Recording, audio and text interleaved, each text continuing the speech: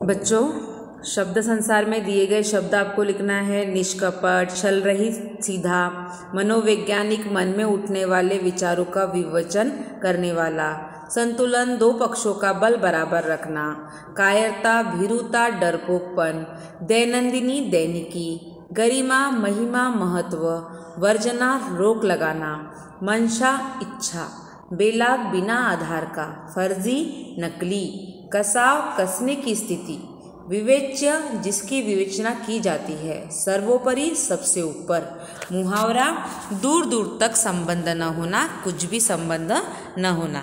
इसके अलावा जो भी PDF फाइल में आपको शब्दार्थ दिए गए, विरुद्धार्थी शब्द दिए गए हैं, वह भी आपको आपकी कॉपी में लिखना है। स्वाध्याय पाठ के आंगन में पहला देखो, आकृति पूर्ण कीजिए। डायरी का निरालापन। अब 4 भाग दिए हैं, 4 भाग में आपको 4 मुद्दे लिखना है। तो जैसे डायरी लेखन में विषय वस्तु का कोई बंधन नहीं होता। डायरी से पारदर्शक व्यक्तित्व की पहचान होती है। जीवन के अंतर्द्वंद वंजनाओं, पीड़ाओं के क्षणों में अपने आप को स्वस्थ, मुक्त एवं प्रसन्न रखने की प्रक्रिया डायरी है। चौथा मुद्दा आएगा, आत्म प्रकटीकरण की सादगी से युक्त विधा है डायरी। तो कोई भी 4 मुद्दे आप इसके अंतर्गत लिख सकते हो। दूसरा है, उत्तर लिखिए। क्रोनोलॉजिकल ऑर्डर इसे कहा जाता है। किसे कहा जाता है क्रोनोलॉजिकल ऑर्डर? दैनिक कालानुक्रम योजना, उसे क्रोनोलॉजिकल ऑर्डर कहा जाता है। अर्थात तिथि क्रमानुसार, यानी दैनिक काल क्रम अनुसार जो भी होता है वह क्रोनोलॉजिकल ऑर्डर कहा जाता है। तीसरा, अर्थ लिखिए। अवसाद, उदासी, दस्तावेज, कागज पत्र। लिंग परिवर्तन कीजिए। लेखक, लेखिका, विद्वान, विदुषी। निम्न वाक्यों में से कारक पहचान कर तालिका पूर्ण कीजिए। अब 8 प्रकार का कारक है, आपको मालूम है। कर्ता, कर्म, करण, संप्रदान, अपादान, संबंध, संबोधन, अधिकरण, और ये सब क्या है?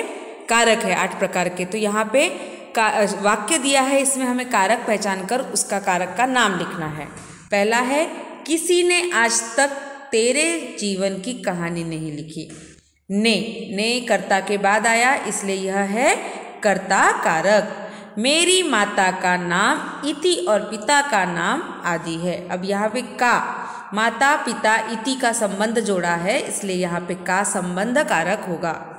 वे सदा स्वाधीनता से विचरते आए हैं। स्वाधीनता से यहाँ पे साधन बना हुआ है। अवसर हाथ से निकल जाता है, निकल जाना। से, यहाँ पे भी से है, ऊपर वाला वह क्या है? साधन बनकर आया है, और यहाँ पे से अलग कर रहा है। अपादान यानी अलग करना, हाथ से निकल जाना यानी हाथ से अलग होना। अरे भाई, संबोधन कारक, विस्मयादिबोधक का चिन्ह आया। मैं जाने के लिए तैयार हूँ। अपने समाज में यह सबका प्यारा बनेगा। मैं, अधिकरण।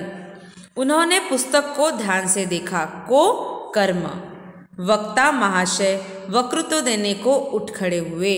को, संप्रदान, को उठ खड़े होना यानी संप्रदान प्रदान करना। रचना बोध, आपको पाठ से क्या समझा है यह आपको लिखना है। बच्चों, हमारा यहाँ पे पाठ समाप्त होता है। जितनी भी बातें आपको बताई है वह सभी आपको करना है।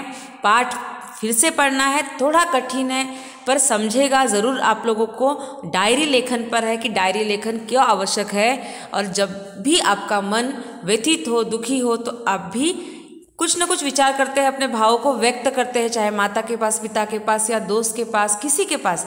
तो एक कागज पर भी हम इन विचारों को व्यक्त कर सकते हैं।